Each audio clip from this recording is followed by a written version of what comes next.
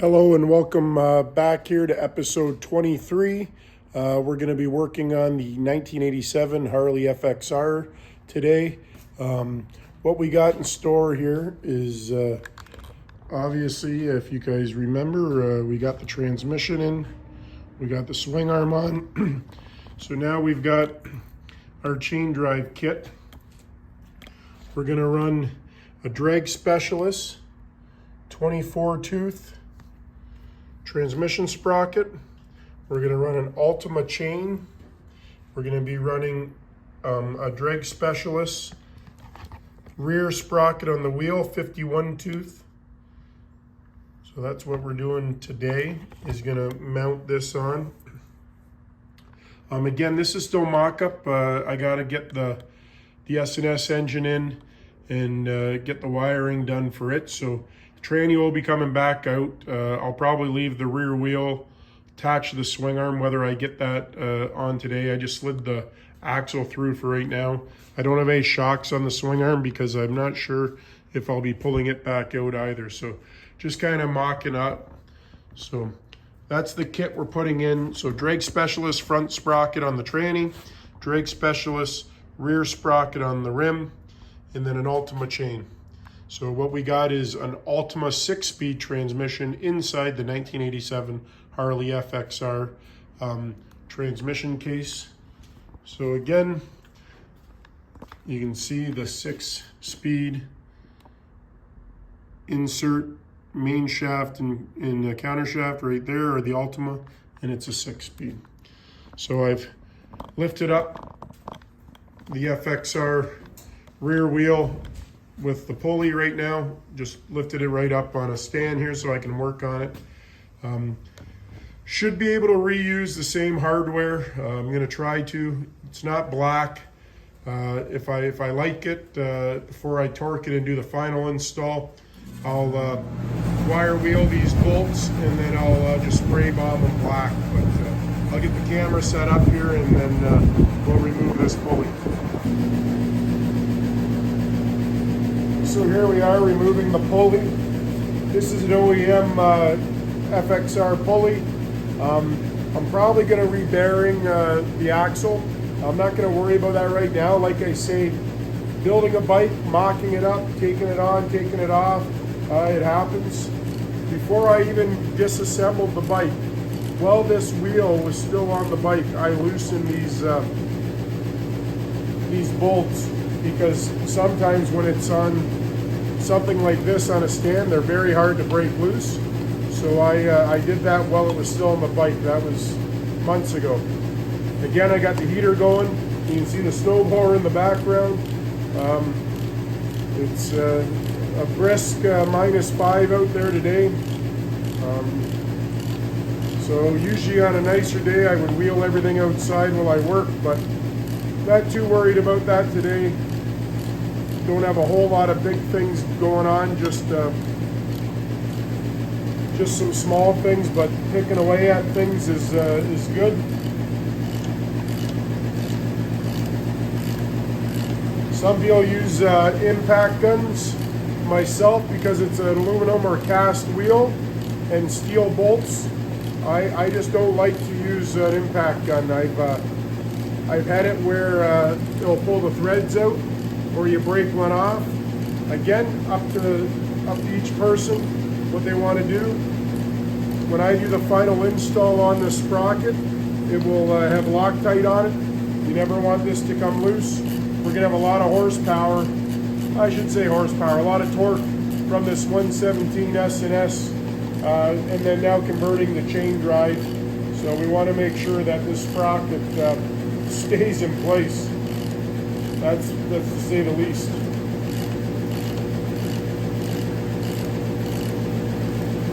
I'm not sure if the police special, if I'm going to switch it over to chain drive yet. I definitely like the look of it. I'm hoping to do a lot of traveling. Maybe not this year, but years to come.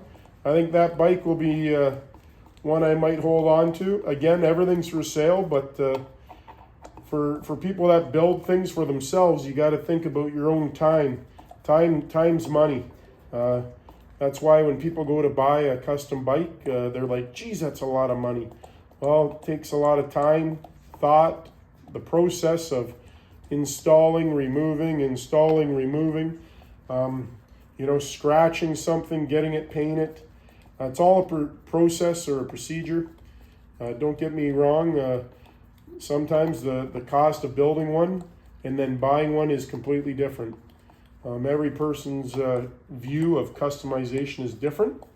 So what I may like, you may not like, and vice versa. So, you know, say to have someone build me a bike, let's just say it's $55,000. So that's to build you one. Don't forget, you got to bring me something. So you bring me a bike that's, you know, you paid $7,000 for, and then now I build it for you, or you take it to a shop, you know, near you or however it is, and now you got about $60,000 into the bike. You enjoy it for 2 years. Be honest, a lot of people, they enjoy them by looking at them. They don't even get out and ride them, and see that with cars all the time. But now you want to sell it, and you're thinking, geez, I got $60,000 into it. Well, no one's going to come knocking on your door with $60,000 to buy a bike that you customized or your vision of a custom, because the next person's vision is going to be different.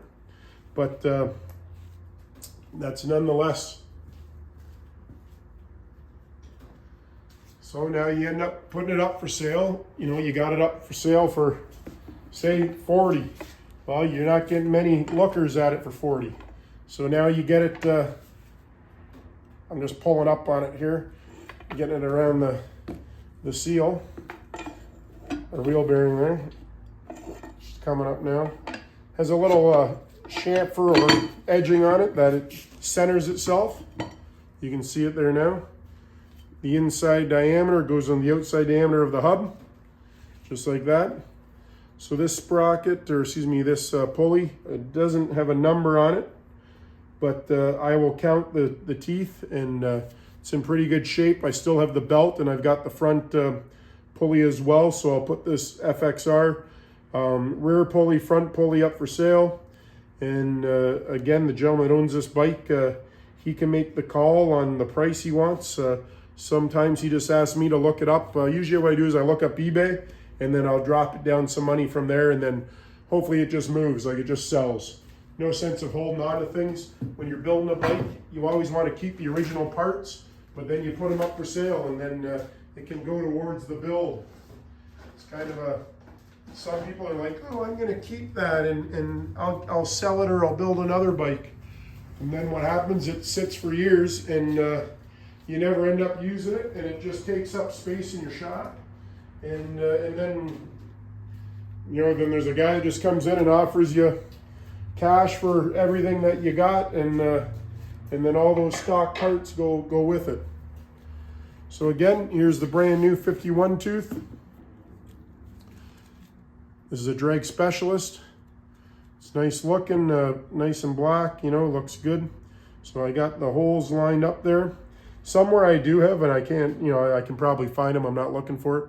All I do is I take bolts, I cut the heads off them, I take a grinder and I put a slit in them so I can put a flathead screwdriver in, and they're called dowels.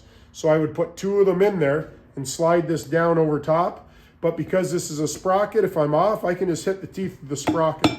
So I'm just taking my rubber mallet and hammering it down.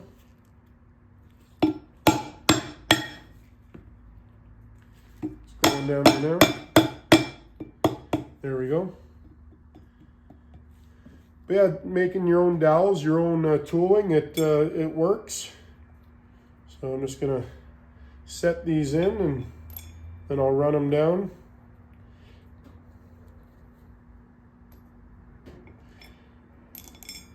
These bolts should still seat. Again, when I do the final install on it, I'll probably wire wheel the heads of these and just spray bomb them black, stick them in a cardboard box so the threads are hidden away, and then just spray bomb the heads of them. Just gonna hit it up a little bit here. There we go. They're all started there now. Set my mallet aside on our trusty snowblower. Never know when you're gonna need it. I'm gonna get an extension this time and run it in with the extension.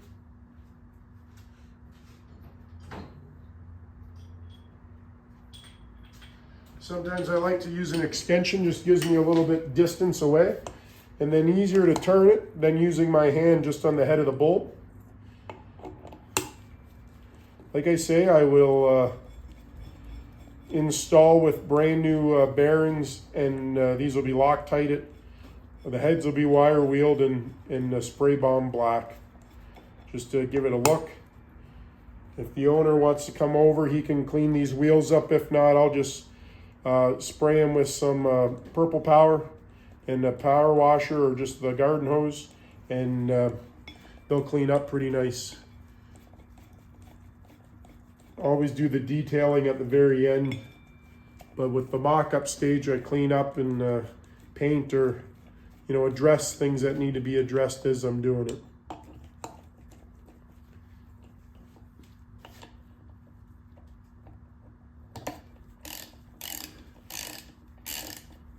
I find as you're building, it's always good to have the owner of the bike, the person whose vision it is, to make sure you're on the same path with the vision.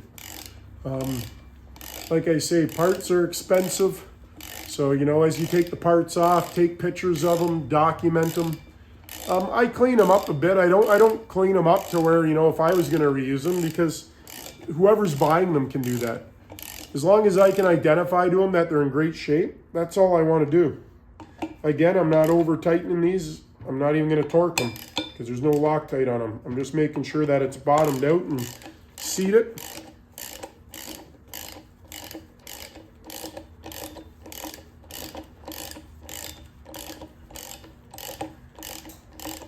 Probably just set this in the axle, and then just slide the front sprocket on the tranny.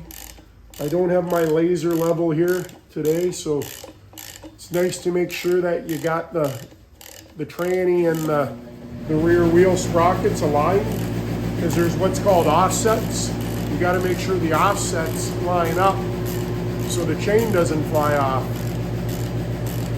I had an Ultima 250 rear tire, 6 down, 6 up chopper that I ended up selling to a gentleman I work with. But yeah, when those chains come off, they can come around and smack you in the back of the leg pretty good. So I got those down as far as I want them. I know they're bottomed out. Not torqued, I'm okay with that. Stand it up there for you. So there, that's what it looks like. So a nice sprocket on there. So we remove the pulley, there's the pulley. So the inside diameter of the pulley, roughly the same diameter, thickness of our sprocket. That's why the same bolts match and work. So, yeah.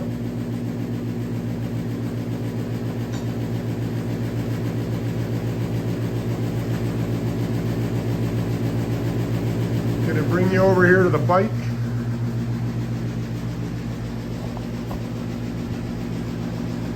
So there's our transmission.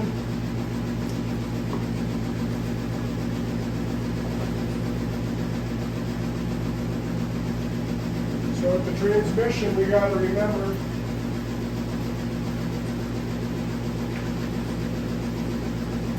we need a locking nut as well. The reason why you need a locking nut is we never want that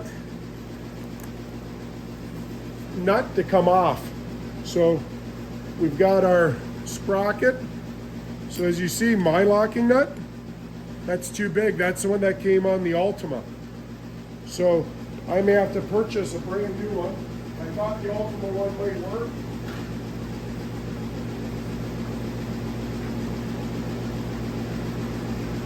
So this was the OEM Harley one. The OEM Harley one will work. So it goes on. Then you have a locking nut, a locking bolt that threads in, and then it keeps it so it can never back out, because this side of the nut, let me just start that and you can see it. So once I start the nut, or the bolt I should say, if that's on there, if it did turn, it can only go so far until you hit the bolt. But I'll probably purchase a new one. Jim's makes some nice ones that you just don't want this to come off. That's the bottom line. Because once we put on our pulley, so I'm going to slide the pulley on. I don't have a nut here right now, so I'm just going to slide it on. So you can see our thread. So there's our bolt. Actually, you know what? I'll just run this nut up for the time being. Clean it off here.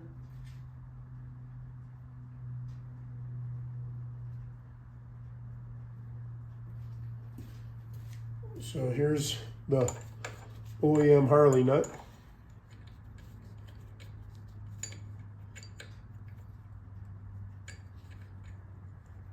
It's recessed in that sprocket, so you may have to, there we go. Oh.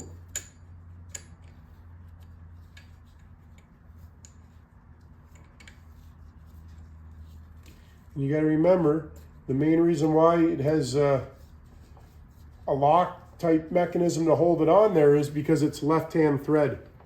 So if you go back to my video where we were using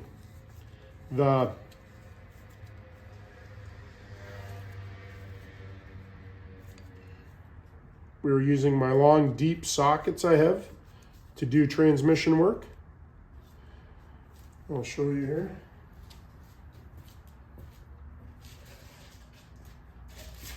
So these are the long deep sockets. Reason why they're deep like that is because we have to go down the throat of the input shaft. So it comes with a little guide. It does that because it doesn't want you to be off center or anything.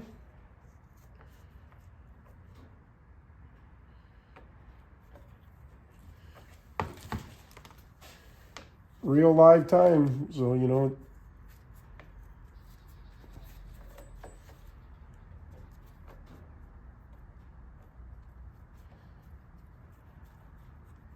this Ultima one should be the same thread as a Harley.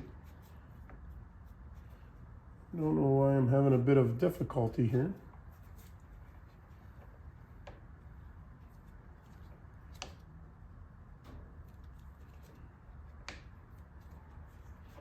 I got another one over here. Let me grab it. For some reason, that one's not. May have to run a chaser through that.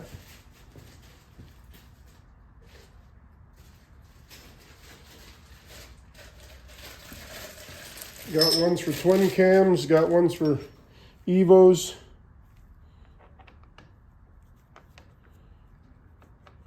Yeah, this Ultima one shouldn't be that different.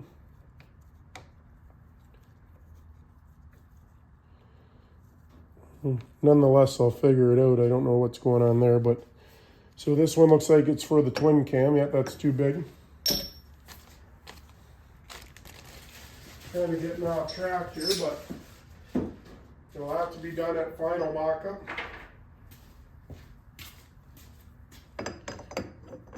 There we go. So this one's left-hand thread, so you got to remember that. So that's on there tight. So for me to do my alignment to make sure that my rear wheel and my transmission are aligned, that will be more than adequate. Like I say, we'll look into getting another lock nut, but that lock nut there will be more than adequate in the meantime. And like I say, once I do the final, I'll put Loctite on it, and I'll put in the little dowel bolt to hold it in place. So here's our swing arm. I've just slid the axle in the meantime. Again, mock-up only. I'll clean all that up because I'm going to put new bearings in. So now I'm going to just roll the rear wheel in. I don't have the wheel spacers on it right now. I'll definitely put them in when I get the laser level. Right now I don't have it in this garage right now. So these are just oil lines from the oil bag that are going to go to the tranny. Just get them out of the way. So I'm going to slide that in.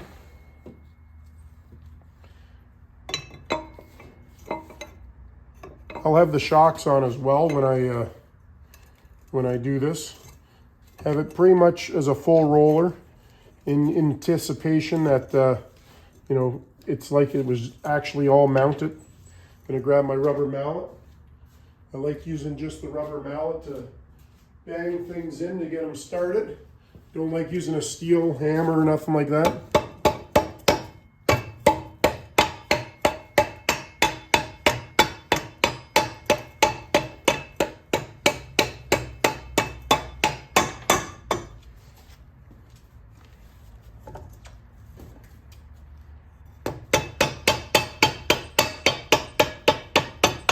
This is just to give you an idea. Like I said, it's just a quick mock-up because I got to put wheel spacers in.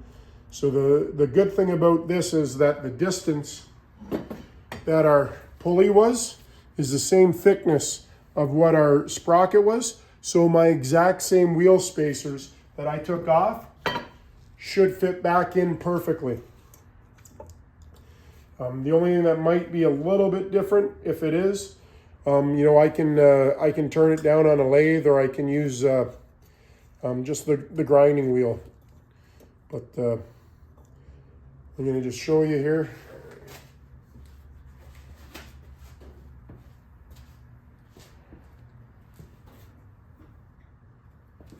I like it. It looks good.